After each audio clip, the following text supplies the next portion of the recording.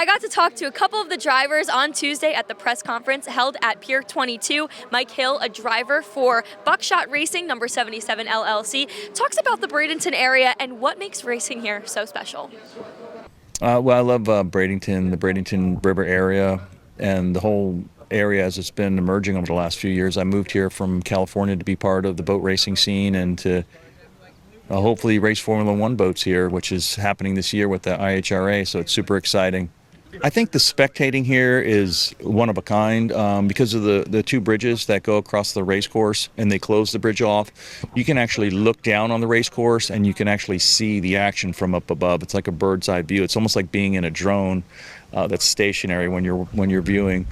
So it's a little different. You know, sometimes if you go to an offshore race in Florida, they're super exciting. The equipment's super high tech and fun, but sometimes the boats are a little bit too offshore to see them, and you got to wait for them to come back. This, you can basically see the entire action. It'll be about a 7/8 of a mile course, and we'll be doing that in under 30 seconds. And it's going to be crowded. There's going to be a lot of traffic out there, and you're going to have to find a way to get through traffic to get to the front, because with the competitors that are coming here from Canada to California, from all over the place, it's going to be a dice.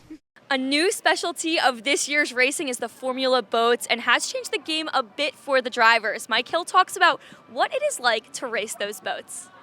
Well, I mean, first of all, getting in the Formula One boat for the first time in a capsule with a 6-point harness and an air system and a radio, it's something you got to get used to, right? Because it could become a bit of a Houdini act. You know, if the boat goes upside down while we have air and you're in a capsule, it pretty much floods immediately. So you're now hanging upside down in your harness, trying to figure out how to get off your harness, breathe your air, open the capsule lid, swim down, not up, and then swim up to get out. So, you know, I think after a while of doing it, it probably takes a few years for a driver to really get used to that. We do capsule training.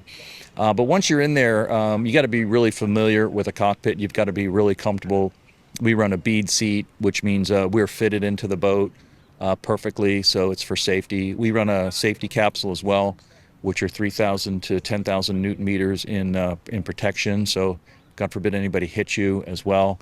And then you've got your radio on, and hopefully you've got good ventilation in there so nothing like fogs up.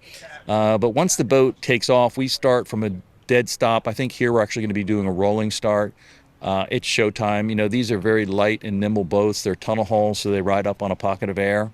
And they run on a very small gear case. So the power to weight ratio is pretty high, and the efficiency is very high. So these boats can run up to about 130 miles an hour, and then when they hit the turn, you got to do it at full force, and there's no brakes. So you got to keep the throttle on full and use the trim and lift buttons to actually get it to turn. And it'll be, you know, anywhere from 4 to 6 G's in the corner. So you got to make sure you had a good breakfast or you might lose it.